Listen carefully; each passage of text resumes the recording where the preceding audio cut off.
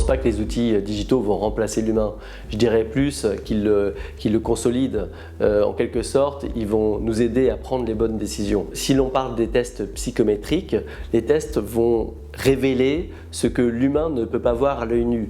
En l'occurrence, la personnalité, les motivations ou les aptitudes. En quelque sorte, ils vont nous permettre de contrer nos propres biais cognitifs qui faussent notre jugement. Ils vont apporter des indices complémentaires pour prendre les bonnes décisions.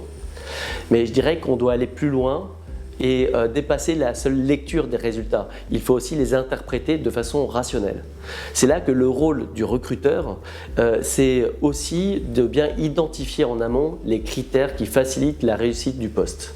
Si l'on prend l'exemple d'un commercial, on va s'intéresser à certains traits comme la persuasion, la volonté de persuasion ou l'extraversion avec des degrés de nuances différentes. On va également s'intéresser à d'autres aspects comme la culture d'entreprise ou au profil du manager qui va superviser le futur salarié. Plus ces critères seront pertinents, plus l'analyse en amont sera efficace, plus l'outil digital va élaborer un matching, en l'occurrence donc un score d'adéquation qui sera d'autant plus pertinent et prédictif. Dans ce sens, on peut dire que l'outil digital et l'humain doivent fonctionner de pair comme dans un mariage. Maintenant, chez Central Test, nous privilégions ce qu'on appelle une approche multi-indices qui consiste à avoir plusieurs angles de vue, donc par exemple la personnalité combinée avec l'analyse des motivations et des aptitudes, du raisonnement ou de l'intelligence émotionnelle. Et pour mieux exploiter cette approche multi-indices, nous avons un outil qui s'appelle la Talent Map qui permet de croiser les résultats des différents tests et de les interpréter autour d'un même référentiel de compétences et de postes. Savez-vous qu'en 2020, la moitié des employés dans des entreprises seront issus des générations Y et Z? En plus, la nature du travail est en constante évolution avec le développement du télétravail, l'implication des compétences spécifiques dans les projets en réseau. Ceci engendre plusieurs conséquences sur le processus de recrutement. Notre premier constat est que les candidats sont de plus en plus digitalisés et mobiles. En effet, ces générations Y et Z sont très présentes sur les réseaux sociaux. Les DRH, de ce fait, sont obligés de suivre le mouvement, donc aller sourcer les candidats là où ils sont. Par conséquent, l'outil logiciel doit permettre aux entreprises d'aller recruter, chercher directement les candidats sur les réseaux sociaux. Deuxièmement, l'interface utilisateur et l'expérience utilisateur doivent fonctionner parfaitement sur les appareils mobiles. Notre deuxième constat est que les responsables de recrutement ont de plus en plus de dossiers à traiter. De ce fait, digitaliser le processus de recrutement devient incontournable. Juste quelques exemples de fonctionnalités importantes.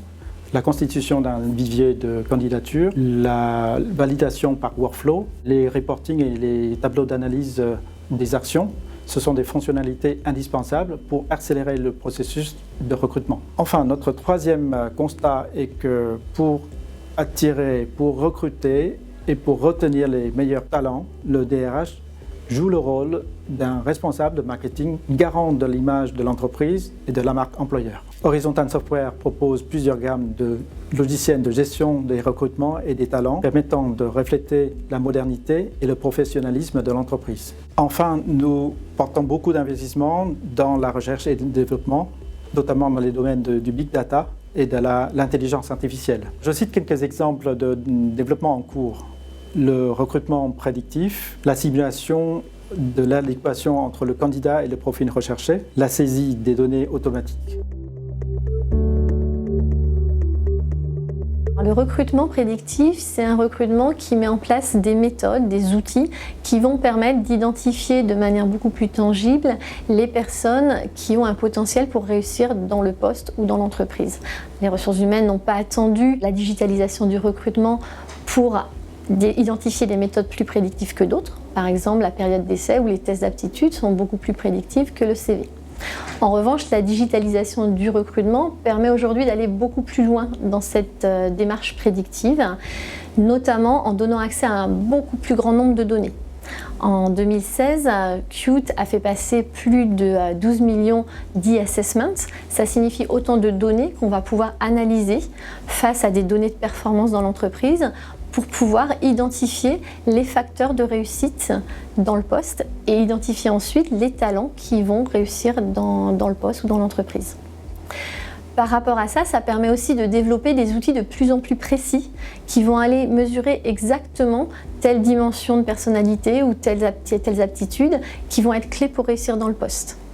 Ça permet en même temps d'aller beaucoup plus loin dans les profils que l'on peut analyser. Donc on peut très rapidement, pour une candidature, analyser un grand nombre de profils, un grand nombre de candidatures et aller vers des candidatures atypiques tout en apportant des éléments tangibles d'évaluation prédictive pour les ressources humaines et les opérationnels. Donc ça permet d'aller recruter des talents vers des profils qu'on n'aurait pas forcément regardés auparavant. Donc ça, c'est un premier point qui permet aujourd'hui effectivement de rendre le recrutement prédictif beaucoup plus réel. Est-ce que pour autant le recrutement peut être 100% prédictif? Ça, moi, je ne le pense pas. Pourquoi? Parce qu'il y a effectivement toujours le facteur humain, ce qu'on appelle le facteur θ en psychométrie, qui jouera. Donc on peut faire toutes les analyses prédictives qu'on veut, il y aura toujours ce facteur-là. Et en parallèle, il faut prendre en compte le fait qu'on ne connaît pas tous les métiers de demain. Donc aujourd'hui, on recrute des talents pour des postes actuels, mais aussi pour des postes de demain. Et là, on a une dimension prédictive qui va s'appuyer non seulement sur les données psychométriques que l'on a, mais également sur toutes les analyses qualitatives que l'on peut faire avec les opérationnels et les ressources humaines.